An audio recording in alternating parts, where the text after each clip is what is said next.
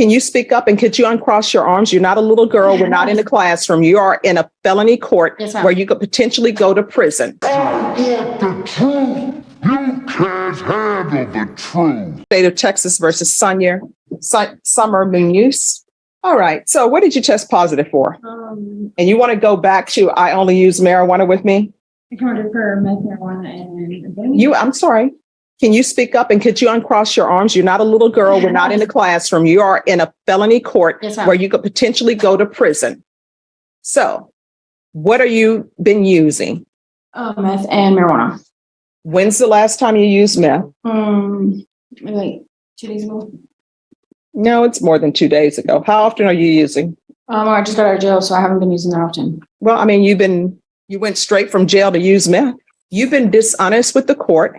You made them waste of, you think UAs just are free? You made them waste a UA, telling me that you're going to be positive for marijuana only when I knew it was not going to be the case. And now you're positive for meth, amphetamines, and marijuana. So who are you using with? Are you using by yourself in a dark room? Or are you using with some boyfriend? Who are you using with? No, actually where I'm staying at.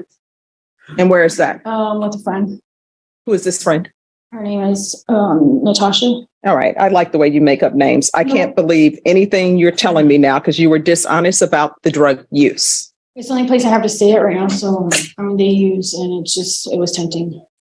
Yeah. I'm going to want a TAP evaluation ASAP, please. Are you employed? No.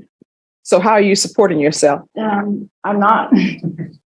So who's supporting you? Nobody. Well, what are you eating other than drugs? I have food stamps. I'm sorry, what? I have food stamps. Who's giving you food stamps? You don't have your child with you. Those food stamps are for your child. Yes, ma'am. I just recently applied and I got approved for emergency food stamps. I cannot understand a word you're saying. Applied and I got approved for emergency food stamps. I know people who really should have food stamps that don't get approved. So you don't have your child with you. You're using meth. You're probably selling your food stamps for meth. And this is a tampering with a government record. So I don't even know if you obtain your food stamps legitimately. So what did you tell them in order to get food stamps? Because you don't qualify. Okay. I think she's probably going to end up with another criminal case. I don't know a government giving out food stamps to people who won't work. There's nothing wrong with you.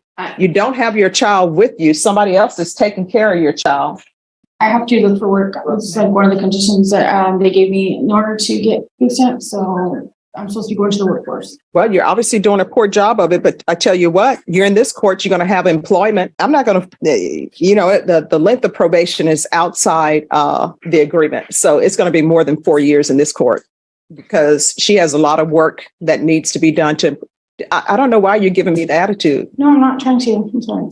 Yes, you are.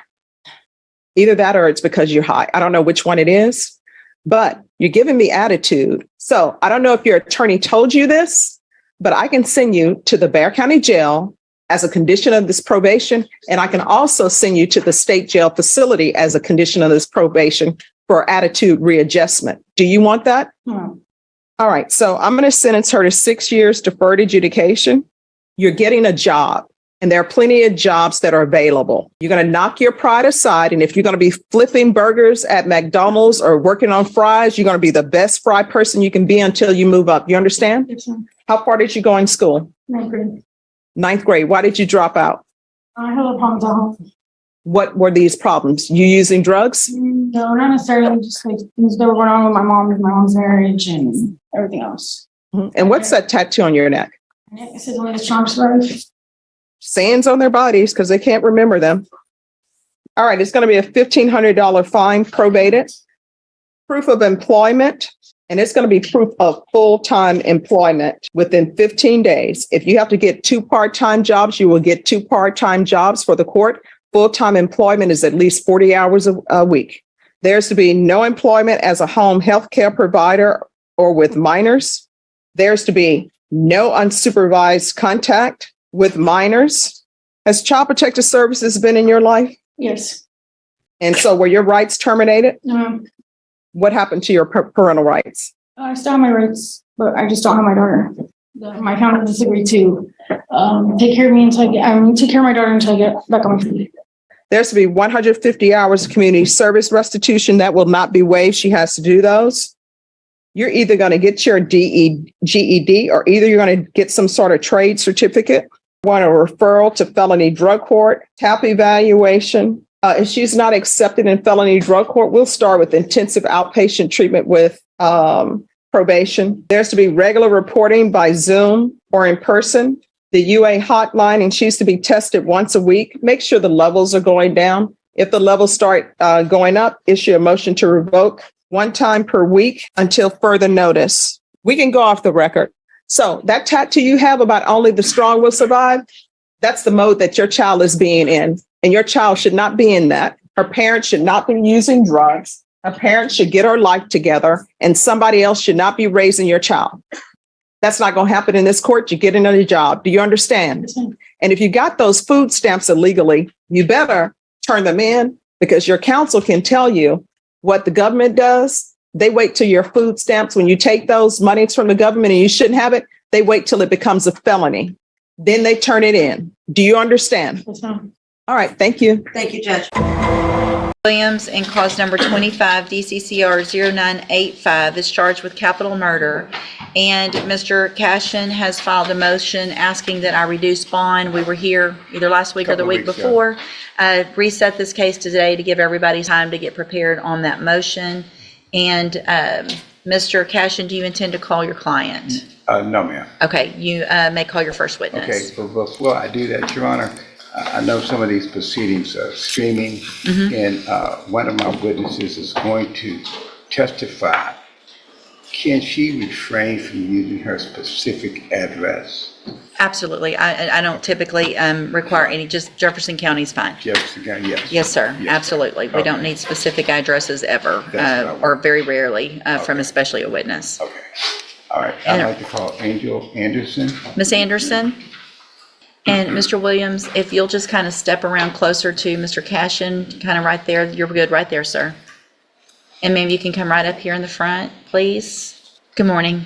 Would you please raise your right hand? Do you swear or affirm the testimony you're going to give in this hearing will be the truth, the whole truth, and nothing but the truth, so help you God? Yes, ma'am. Thank you. You may proceed. Thank you.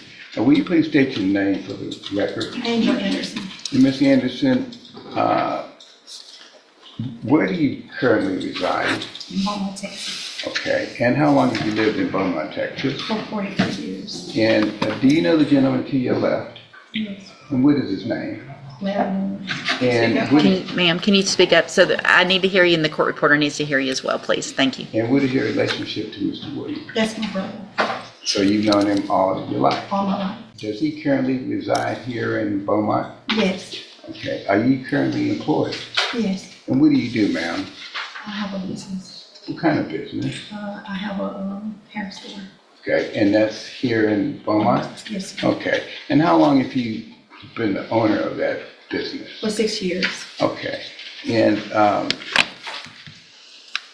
so, Mr.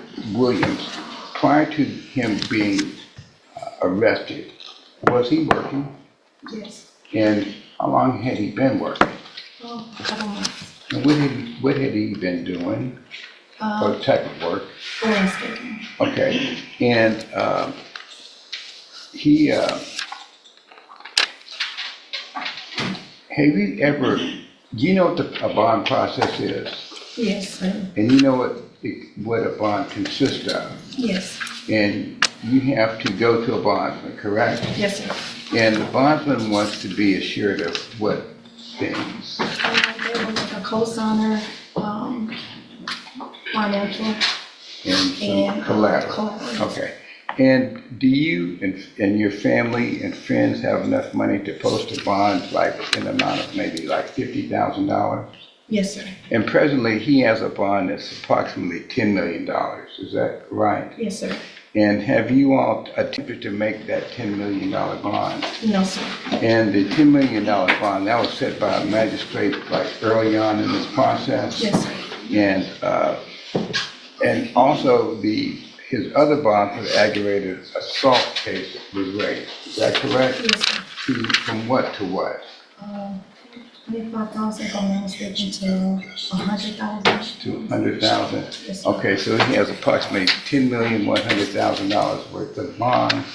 Okay, and if the judge sees fit to place his bond like at maybe $50,000, do you have family, friends to put up the property like collateral as well as money in order to secure the bond? Yes, Would you be willing to co-sign on the bond? yes, Do you have other family members that would be willing to co-sign on the bond? yes. Have you been in touch with the bond plan? Do you know of a bond plan that would be willing to go along with the bond for you? Yes, it's in good standings with his bond. I'm sorry, I can't hear you. Yes, ma'am, being in good standings with his bond he had approved. Okay, so. I still didn't understand what you said at the end. He in good standings with the. Oh, he's in good standing. Okay. Yes, ma'am. Okay. Have you ever known Larry not to appear in court? No, sir. And he has, on the other bond that he had for the aggravated assault, did he ever fail, to your knowledge, to come to court? No, sir, he already came. He always came to Yes. court every time, on time. There was never any problem with him showing up in court? No, sir, that's no problem. All right, and I passed the witness. All right, thank you, Mr. Cashin. Mr. Smith, any questions of No this witness? questions, Judge. Thank you, ma'am. You can go back and have a seat. Any other witnesses, Mr. Cashin? No, ma'am, but Your Honor, I would like to point out that there are other family members in the courtroom Yes, that sir. are of adult age. Tanisha Williams, his daughter, who is present in the courtroom, and she would say the same thing that Ms. Anderson just said, as well as his daughter, Lareja Clay, who is also an adult, and she would say the same things and would confirm with what Ms. Angel just now said. Thank you. Presently, his bond, which I feel is Mr. Williams, you can step back around, sir. Presently, his bond, which I feel was emotionally set at $10 million. I think that is very excessive and is very punitive. And Mr. Williams, although he has had some issues with the courts and the judicial system, he has never, ever failed to appear.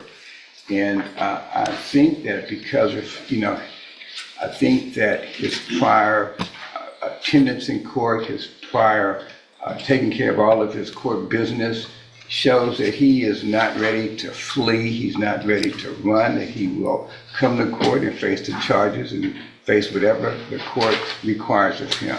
A monitor would be sufficient to maintain his location, like with the GPS.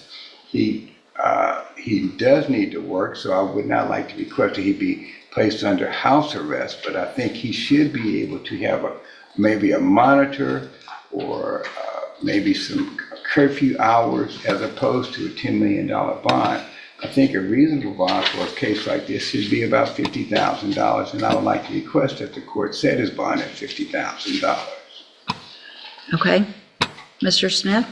Judge, the state is opposed to a reduction in the bond. This capital murder is based on the fact that we were coming up for trial.